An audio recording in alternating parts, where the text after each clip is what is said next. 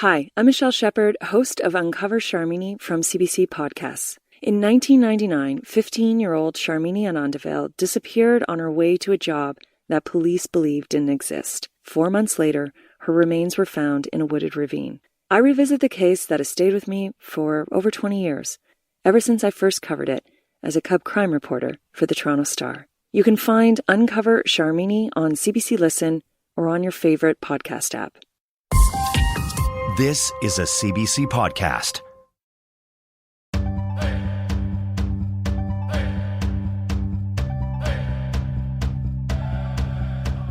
This is Unreserved on CBC Radio 1. I'm Phelan Johnson. Today on the show, land back. Two words that have become popular at rallies, gatherings, and protests across Canada. But how easy is it to just give land back to Indigenous communities? Turns out, this very simple phrase opens up a lot more questions. That clay that Creator used to construct our bodies, this is part of who we are. And I think that there's this sort of naturalization that the land is already gone, and there's nothing that can be done about it. And we know that that's not true. More and more people ask, how can I give back to Indigenous people? What can I do to reciprocate? That's today on Unreserved. One of the loudest and most frequent demands of Indigenous people in the relationship with settlers is for the return of the land. That's a quote from Land Back, an in-depth report about the ongoing dispossession of Indigenous lands in Canada and what Indigenous people are doing to get it back. Land Back was published by the Yellowhead Institute, a First Nation-led think tank based at Ryerson University in Toronto. Hayden King is the executive director of the Yellowhead Institute. He's Anishinaabe from Beausoleil First Nation, and he joins me now. Hayden, welcome.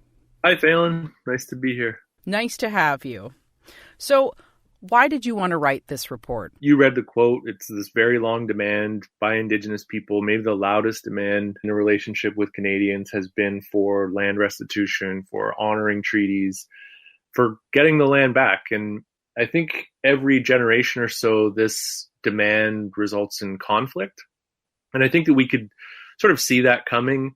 And we were taking our direction from people on the ground, on the blockade, enforcing Indigenous jurisdiction, and really just taking direction from those folks. And they were telling us that we need some resources, some analysis, some research to really help push the cases for getting the land back. And, when we're talking about colonization in Canada, do you think it ultimately is a conversation about land?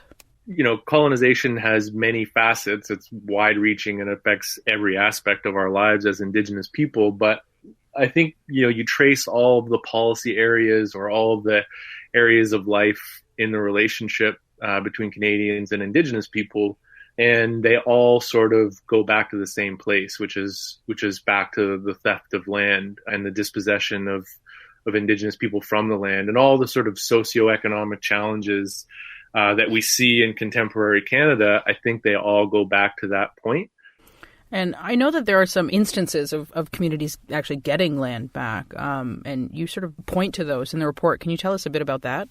There has been this concerted effort over the past century or two to shape a narrative that land dispossession is natural, that it sort of happened, that it's over now, and you need to move on and figure out how you're going to live your life as a Canadian with all the benefits that are afforded to Canadians. And I think that there's this sort of naturalization that the land is already gone, and there's nothing that can be done about it. And we know that that's not true. Historically, we know that our ancestors fought for the land. We know that people in our communities are fighting for the land. And so it's not a foregone conclusion. And an integral part of the Land Back report for us was to really show that there are communities out there across the country that are actually asserting jurisdiction to the land and enforcing their jurisdiction. It's really important to talk about those cases and to show other communities that no, the narrative that Canada is spinning, that the land is gone and you're never going to get it back, is wrong. It's false. It's a lie. It's a myth. And there are all these communities out there that are actually getting it back. Telling those stories or highlighting those stories, I think, is important to show communities that, they can do that too. And there are alternatives to what Canada tells us is possible. In Land Back, the report, you write, there is a stubborn insistence by Canada, the provinces and territories, that they own the land. Can you tell us what you mean by that? There's this long history of Canada and Canadians sort of mythologizing the emergence of the country. I think that there's this narrative that settlers came here and they met Indigenous people and there was a fur trade and treaties were made and everyone got along well.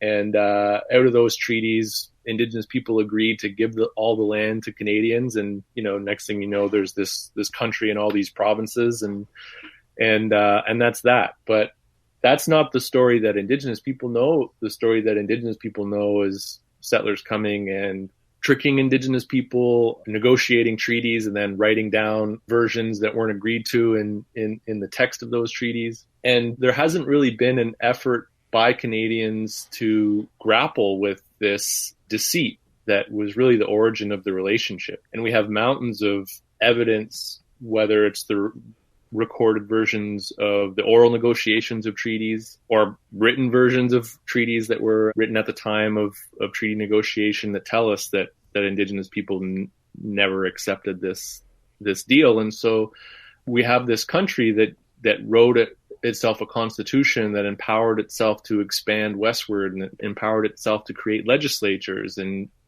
courts and multiple entire legal systems without actually getting the permission or even negotiating with Indigenous people. And I think that that's a huge gap in Canada's legitimacy, the legitimacy to claim that it's a sovereign state, that it has this exclusive authority over all of this territory when Indigenous people still very much contest it. Can you tell us the connection between the doctrine of discovery and Crown lands? The doctrine of discovery was one of the first pieces of international law that basically said that, any colonizing entity that comes upon land not inhabited by Christians can claim that land and place its inhabitants under the tutelage of the Pope, because these were colonizing nations that were Christian: Spain, Portugal, and eventually France and England. And the doctrine of discovery was used to say, okay, well, we found this land, there's no Christians, now it's ours, and we can do with it whatever we choose. And in Canada, the doctrine of discovery has been used in court to really justify Canada's sovereignty and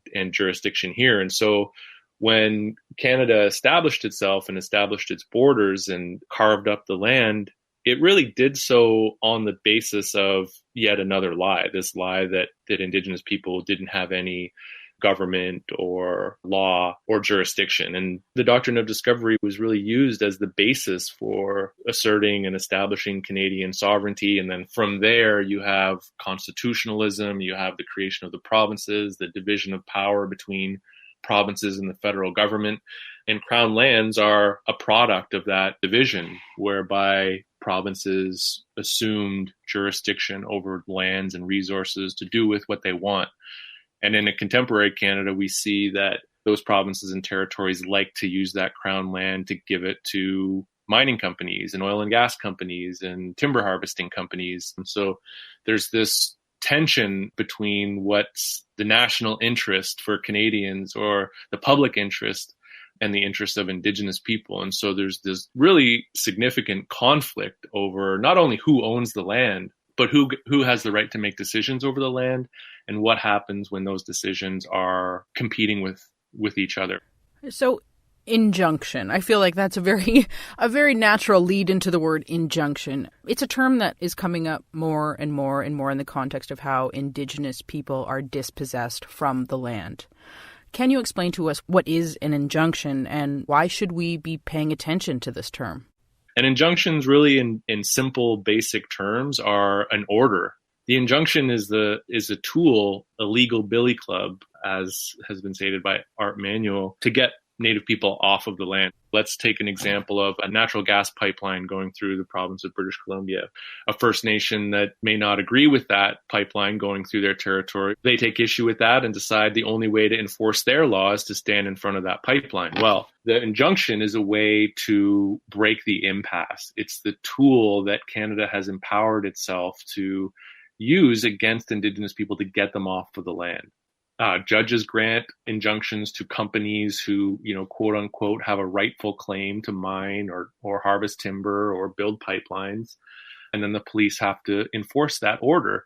And we see the use of injunctions increasing in the Canadian context because disputes over land are increasing and the failure of negotiation is increasing. It's a really problematic extension of colonization in contemporary Canada. And I know that it can be inaccessible. It's, injunction doesn't really resonate with a lot of people. It's difficult to put that into context. But really what we're trying to do in the Land Back report, and my colleague Sherry Pasternak led the research on injunctions, is to simplify injunctions and to really show that they're simply orders from the legal system to allow industry to continue its work. And that's, I think, the big challenge that we're trying to grapple with right now, and really raise awareness to the fact that these injunctions are proliferating and they're criminalizing Indigenous people at rates greater than we've actually seen in the past. You mentioned the word consent, and that comes up in the Land Back report. You write that the report is ultimately about Indigenous consent. What role does consent play in these conversations? I think for a really long time in Canada, there has been this debate about how do we define Aboriginal rights? What is self-government? How do we define self-government? And we've just been wringing our hands, and particularly Canadian officials have been wringing their hands around how to solve these issues and find some form of reconciliation, if you will. And all of those efforts have effectively ended in failure.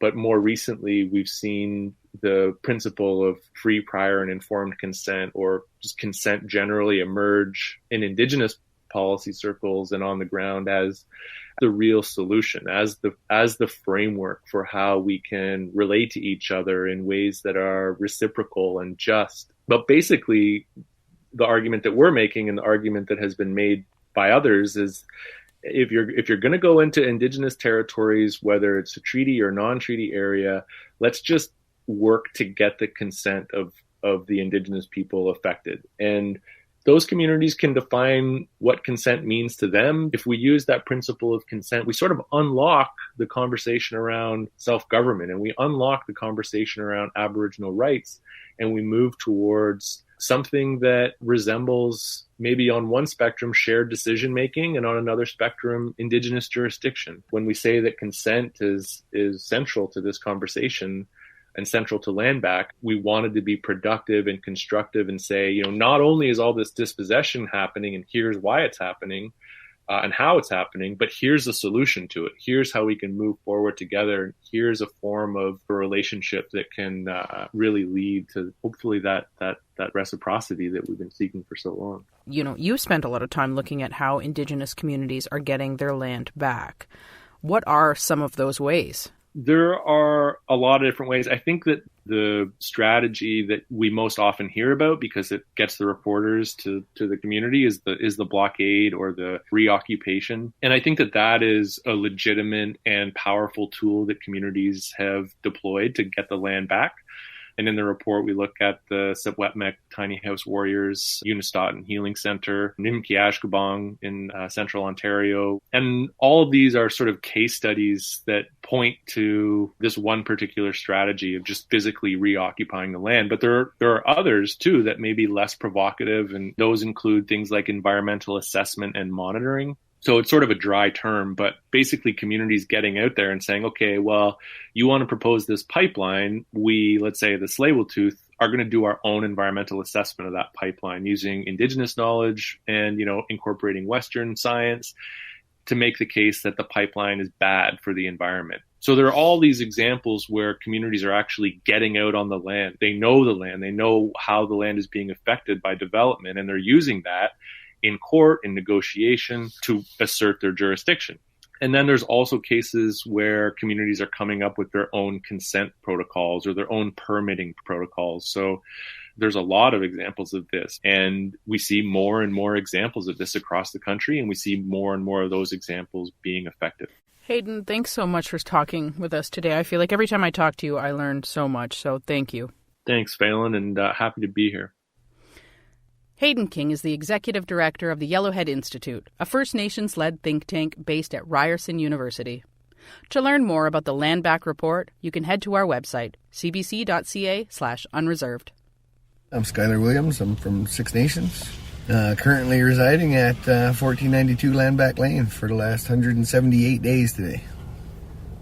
Right now, it's kind of cold and windy, and so you can hear there's a couple of flags not too far from where I'm sitting, and I can just very lightly hear them rippling in the wind. Beyond that, there's somebody talking over at the cookhouse where they are preparing lunch, and there's somebody outside cutting wood. Oh, and there goes a puppy. And there goes a puppy running by. There's half a dozen puppies that were born at the camp here, and so everybody has taken quite well to all the puppies, and so they're very fat, chubby little furry balls that come running by once in a while. This is something that for us is, parcel of land that our forefathers, fought and died for. This was our payment for allyship during the Revolutionary War. And so as allies to the crown in that, it was really important for us to make sure that our kids, our grandkids, our great-great-great-grandkids, for all the generations to come, were going to be able to have a place to grow and thrive and hunt and plant and do all the things that we do as Haudenosaunee people. We've had the deed. We have the Haldeman deed still, and this is right and title to the land that we've never relinquished. We've never given up that right to these lands. We sat by and abided, farmers to come in and farm the land and grow things here, but to cover everything in concrete and asphalt was something that was, for most of us that have been here for the last 178 days, is something that we're not willing to abide. I mean, for Haudenosaunee people in general, it is part of our creation story. We are made of this. The land that, these developers come in and cut down every tree and plow under every shrub, every blade of grass, everything that makes these lands beautiful. Like that connection for us, like that clay that Creator used to construct our bodies. This is part of who we are. That was Skylar Williams. Skylar is Mohawk from Six Nations of the Grand River Territory in southern Ontario. Six Nations is a place I too call home, a place where most of my family still lives. If developed, the land Skylar is on would become a subdivision of over 200 houses on the outskirts of the small Ontario town of Caledonia. The subdivision site has been named Mackenzie Meadows by the developers, but a group of Haudenosaunee people have set up barriers around the site and dubbed it 1492 Landback Lane. They have been at the site since late July of last year. 1492 Landback Lane sits on a stretch of land included in the Haldeman Proclamation signed in 1784. It was set aside for the Haudenosaunee who served alongside the British during the American Revolution. Since the signing of the proclamation, who has the rights to the land has been heavily disputed. Courtney Skye has spent a lot of time at 1492 Landback Lane and explains a bit of the contentious history. Unwanted development of Indigenous territories is an issue for most Indigenous communities across Canada. This specific development is proposed to occur right on the edges of what is the current Six Nations Reserve, which is within the Haldeman Tract. And so the Haldeman Tract is now a space where there's about 38 municipalities that are within Haudenosaunee territory. And so this unwanted development that's taking place really restricts our community. Six Nations is a community with 27,000 band members. There's only space for about half of them to live in the actual community. And so these developments that propose to put hundreds of houses and thousands of people on the very borders of the reserve really cut off any further future ability of the community to expand to accommodate our growing population. Since the creation of 1492 Landback Lane, several people at the site have been arrested, including Courtney. She said she was arrested after a visit to Landback Lane to bring people a home-cooked meal. I had made soup and brought it to the site. We had a meal, and They started singing some of our traditional songs. They started singing a song called Ascanye, which is like a song that honors women and honors kind of like the creation story. So part of Haudenosaunee creation story is that clay was spread by Sky Woman across the back of a turtle. And this song is recognition of women's role in making life and creating life, and clay and land and all of that is a part of this kind of story. So it was a really kind of beautiful kind of moment. And then my aunt, who is also Mohawk, she wanted to meet up and check in. And our normal spot to like hang out and like have a snack and chat is on the banks of the Grand River. And when we pulled alongside the river, OPP pulled me over and pulled me out of the vehicle. And I was arrested for being on our own territory, listening to songs and being on the land. For Courtney, what is happening at 1492 Land Back Lane highlights a need for leaders in Canada to take the call for land to be returned to First Nations seriously.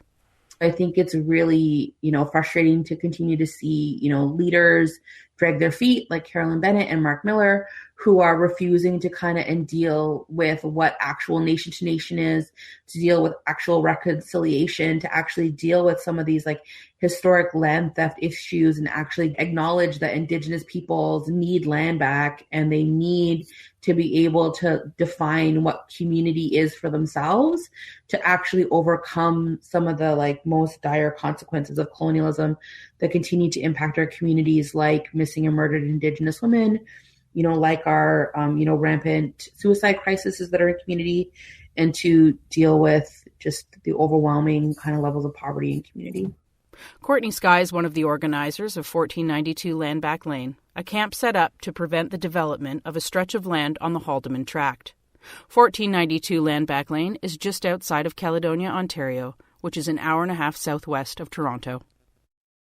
Hi, I'm Michelle Shepard, host of Uncover Charmini from CBC Podcasts. In 1999, 15-year-old Charmini Anandavale disappeared on her way to a job that police believed didn't exist. 4 months later, her remains were found in a wooded ravine. I revisit the case that has stayed with me for over 20 years, ever since I first covered it as a cub crime reporter for the Toronto Star. You can find Uncover Charmini on CBC Listen or on your favorite podcast app. Hi, I'm Leah. And I'm Phelan. You know us as the hosts of the podcast The Secret Life of Canada. And we've got an exciting bit of news for you. We do. We want to go to school with you. That's right. We are now part of the curriculum in a way. We've teamed up with educators from across the country to create teaching guides that go along with some of our best episodes. We've got teaching guides for Indigenous history, Caribbean Canadian migration, Black history. Just head to cbc.ca/teaching guides for more info. And it's free. It's free. This is Unreserved on CBC Radio 1, Sirius XM 169, and Native Voice 1. I'm Phelan Johnson, talking all about the land back movement on the show today.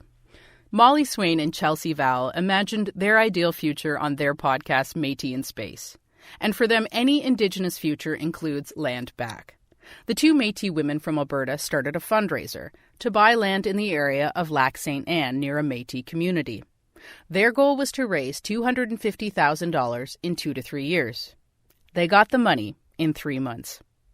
Our Kyle Musica spoke with them about what this means for their future, and he's with us now to tell us about it.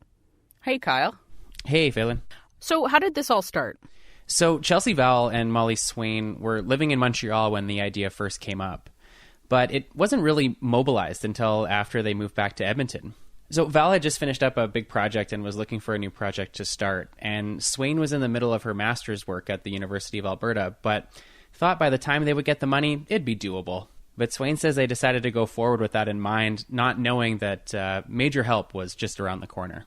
Let's start talking about this a little bit and put, the intention out there into the world that this is something that we're thinking about. And then, it was just this weird thing where this just like very wealthy settler from the US wanted to just give us money for land. So our 2 to 3 year timeline shrunk into like a few weeks, which was wild. Yeah. So how much land are we talking about here? So it's about 65 hectares of land in the Lac St. Anne area, which is traditionally Cree, Nakota Sioux, and Métis territory. And it's about 90 kilometers west of Edmonton. So it's filled with swamps, forest, muskeg, and it's flooding prone, which doesn't maybe exactly sound desirable to the ear, but it was important for them to get a section of land near a Métis community and one that could serve many purposes. So what are they doing with the land now that they have it?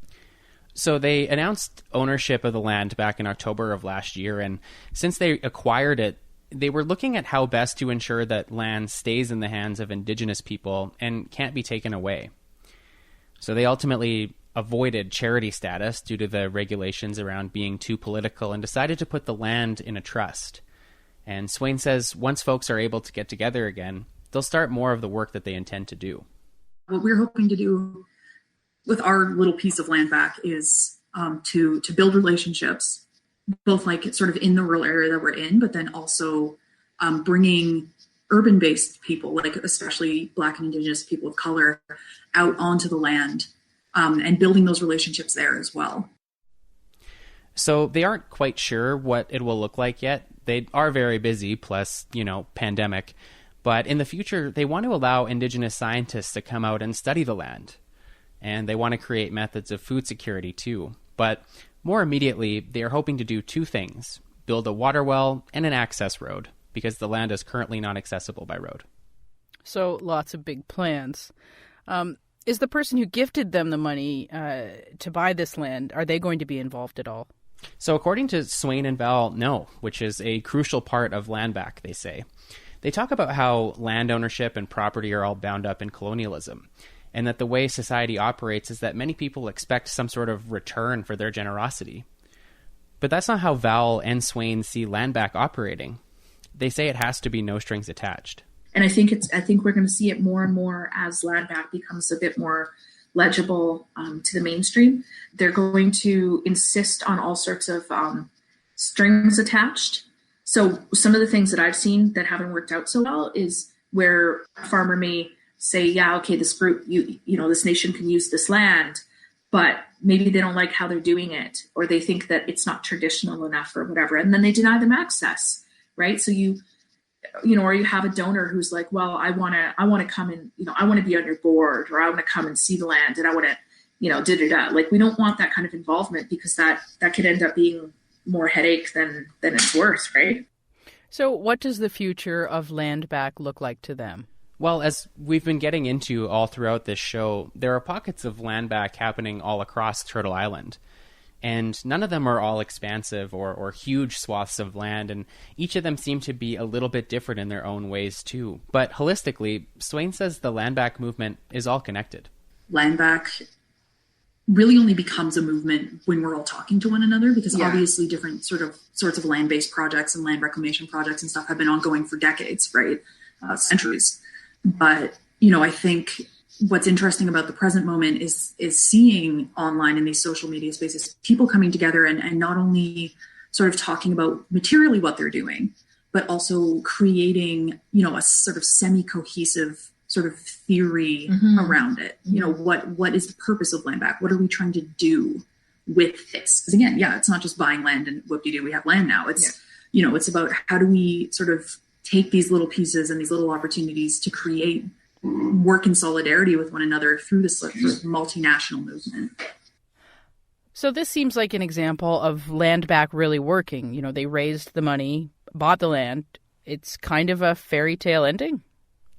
So not quite. They've got the land, and, despite the sudden influx of cash, they're going to need more.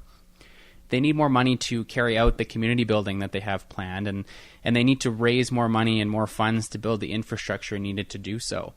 And even though this sounds sort of like a fairy tale ending, there's still a lot more work for them to do on this land to get it to where they want it to be.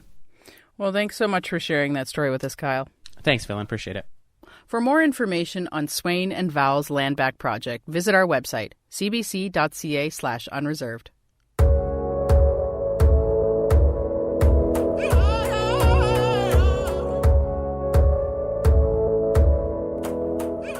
This is Unreserved on CBC Radio 1, Sirius XM 169, and Native Voice 1. I'm Phelan Johnson. One place I have been seeing the words land back is on internet memes. A meme is an image with text added over top. The result is often a hilarious new take on something familiar. One of my favorite is an image of Indigenous actor August Schellenberg with a group of men on horseback, all in traditional clothing behind him. And the words across the image read, "Back in my day, LOL meant leave our land." Memes offer a way of acknowledging serious topics with humor, and they're very popular with Indigenous folks on social media. Nigel Henry Robinson was recently highlighted by Briar Patch magazine as a land back meme originator. He is Denny from Cold Lake, Alberta, and he joins me now from his home. Welcome to the show, Nigel. Thanks a lot. It's good to be here. So, as I've said, I've seen a lot of land back memes for a while now, and more recently, I would say. Can you tell us how land back memes started and where they come from? For sure. The cool thing with memes is that, someone makes one and then it inspires others, and then they kind of take the concept and it evolves and changes. But from what I know, the original land back meme, it was the Hannibal Buress image of him making like a kind of an unimpressed face and saying whack.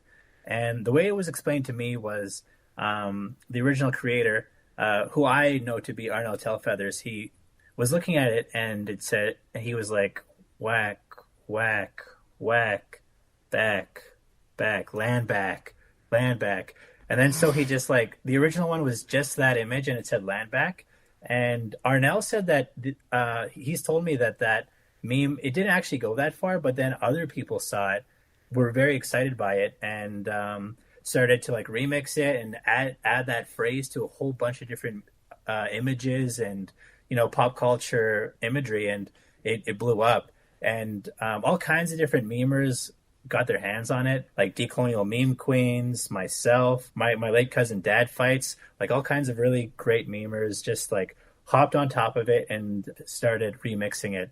So memes might not seem like an obvious place for politics or education to necessarily happen, but they do have this political edge, often tempered with humor. How do they open up a dialogue about political issues? Memes are some of the most accessible pieces of content on the internet. And now that everyone has a smartphone, through Instagram, Facebook, TikTok, all of these different spaces, people are able to access ideas and be able to educate themselves with things as simple as memes. And when you see one that really hits you, you're like, yes, I feel that. That is me. And that feeling has made Indigenous folks really, really attached to memes, because we're able to take things from pop culture, remix them, change them up, and see ourselves in them. I use King of the Hill a lot, Pokemon. Mm-hmm. As heady and as challenging as the idea of decolonization is, memes are a really great way to break it down piece by piece and talk about very specific things in humorous ways. Comedy is just the reframing of life into a positive context. And I think that's a really great thing to do in these modern times, especially with the many issues that we as Indigenous folks go through. And I think humor has always been, a tool that I think Indigenous people have used to educate people and to share knowledge. Do you think that land back memes can impact change by educating people? I believe that it already has made a huge difference. I've had non-Indigenous people come up to me and they want to learn more about what land back means, or they want to learn about some of these ideas that I put out there.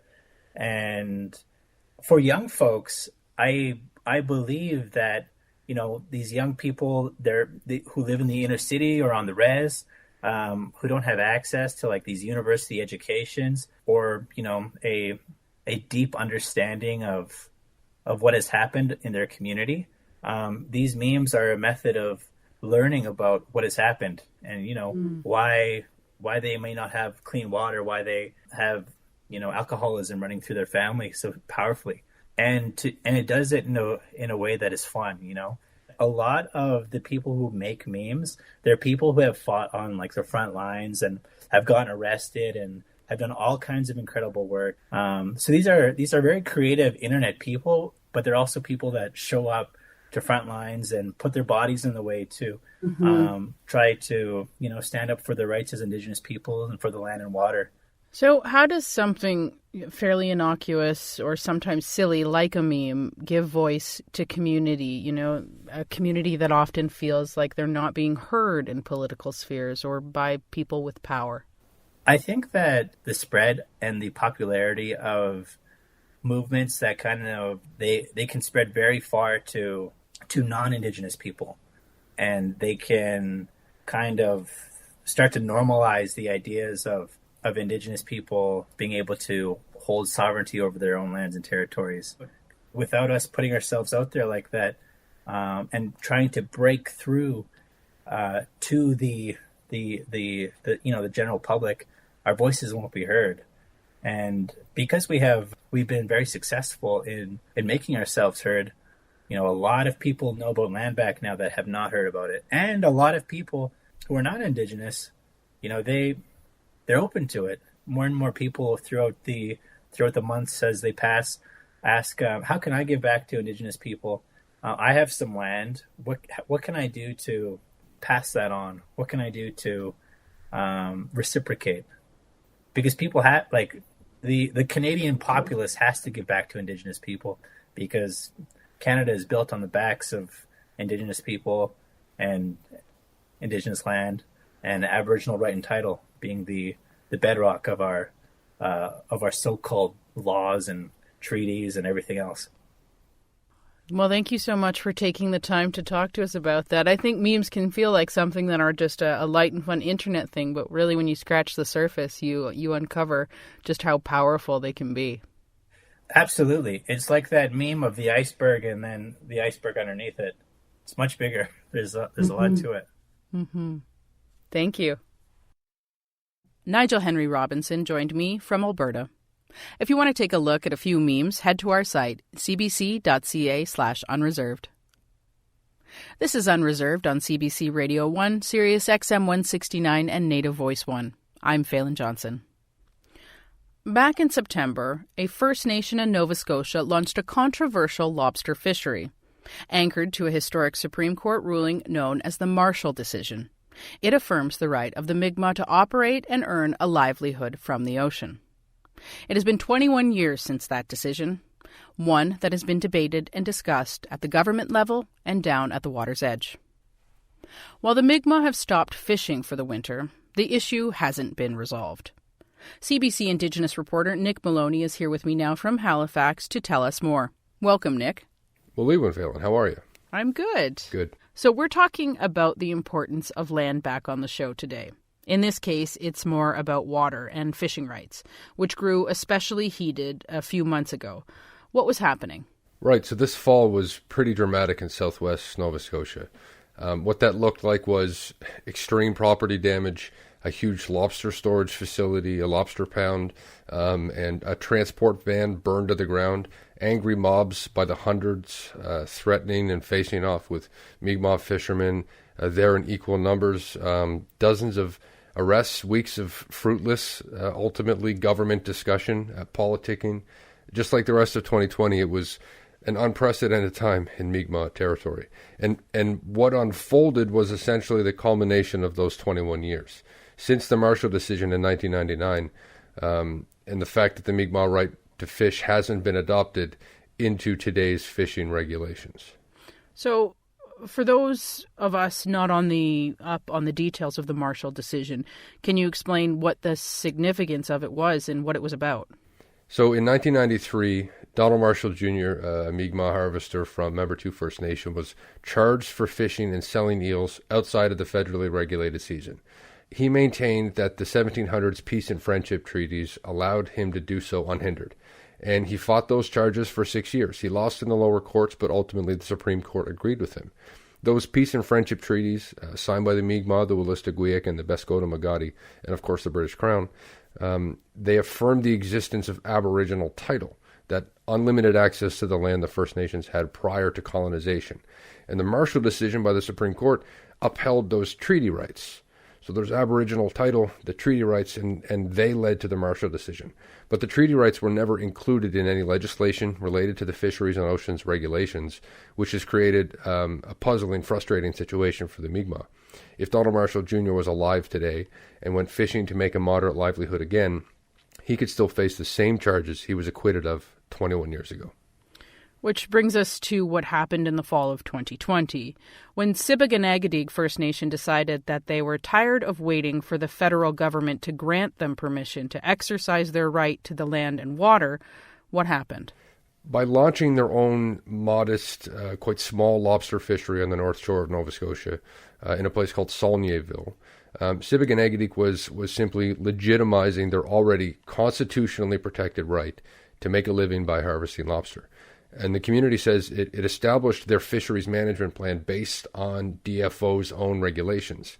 And they were tired of waiting for the federal government to incorporate the Mi'kmaq plan into the existing lobster fishery, which would ultimately limit the amount of fishing done by non-Indigenous fishermen. That fishery is limited. There are only so many lobster. Conservation is really important.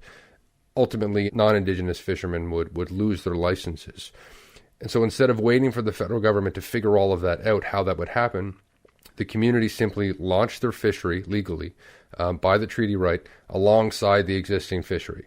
And I think it's fair to say that Sipekne'katik just expected the federal government to adapt its fishing regulations to the Mi'kmaq ones. So this would have been a pretty big step. What was the mood like when all of this was going on? It was pure celebration. After 21 years of waiting, people finally got to see some type of resolution, a next step in the whole thing. The sense of national pride flared all over the region.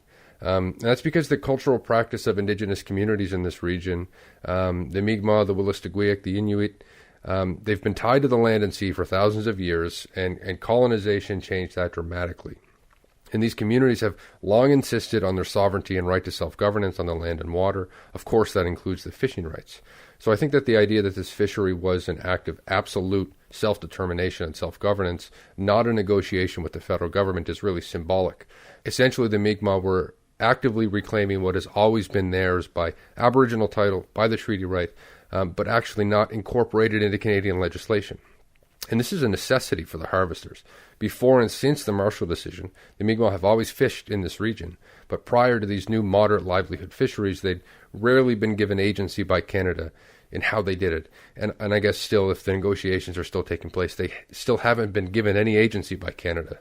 And so I went fishing in October near Saulnierville with the Mi'kmaq. I spoke to Mi'kmaq harvester James Nevin of Sipekne'katik. We're trying to fish for a moderate livelihood. It would be good to make an actual living out of it, right? Like I have 7 children and I have to feed my children, right? Like commercial does do it, but I mean, I'm hoping that we can figure something out with the government. That way, we won't have to do commercial anymore, hopefully. So that was Sipekne'katik fisherman James Nevin.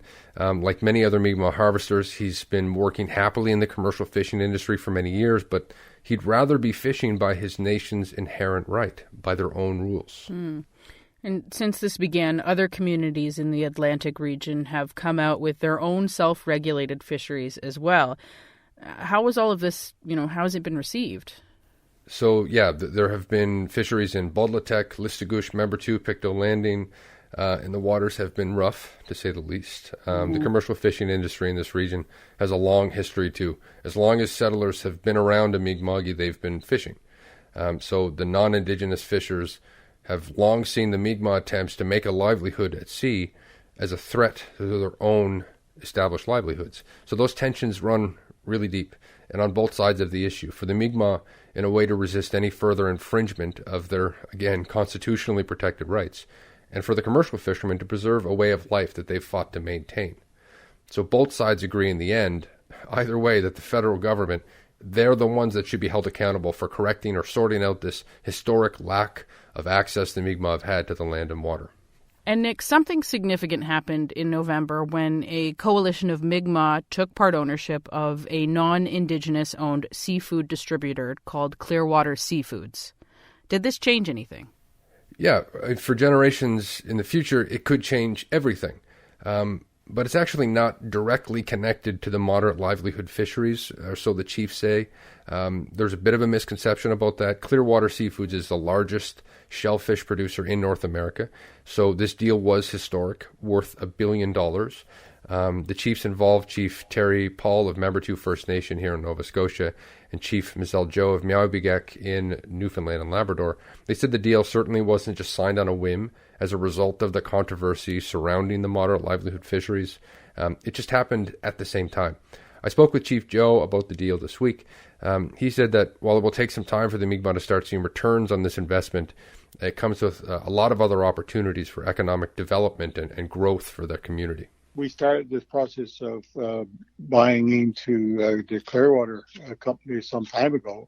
Right now, the first change that is obvious is our fisher people going to work on the boats that's owned by Clearwater. So the first thing that we look at is how many people can we have applied into the fishery, and that's a part of it. And the review, direct review, come back to the community won't happen tomorrow, but there are revenues coming in that we put back into that company to make it grow.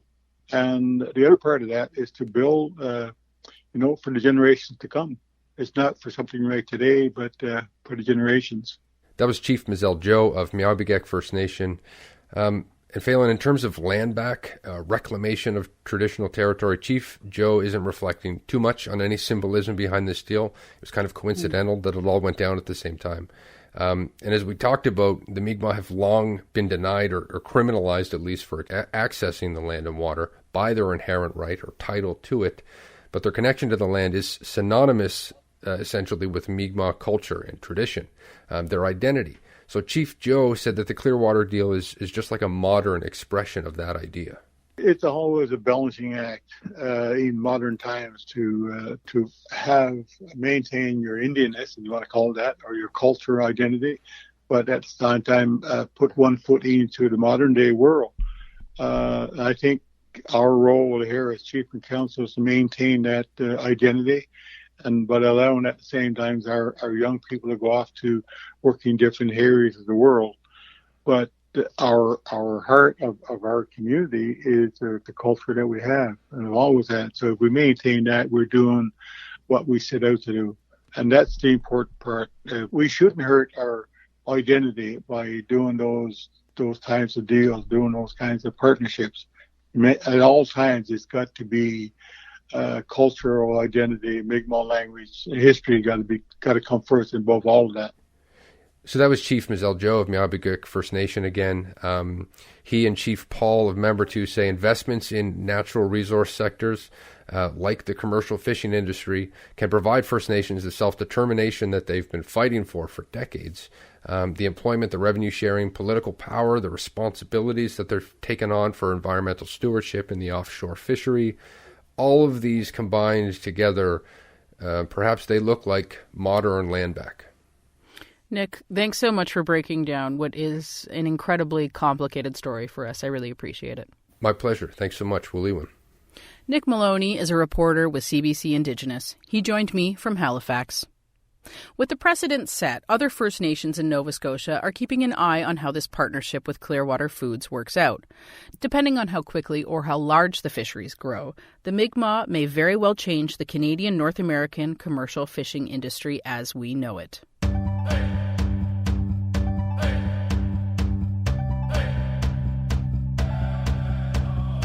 That's it for this week's episode of Unreserved. If you want to get in touch with us, email us at unreserved@cbc.ca or find us on Facebook or Twitter. This episode was produced by Stephanie Cram, Kyle Musica, Zoe Tennant, and Anna Lazowski. I'm Phelan Johnson. Nyawagoa for listening.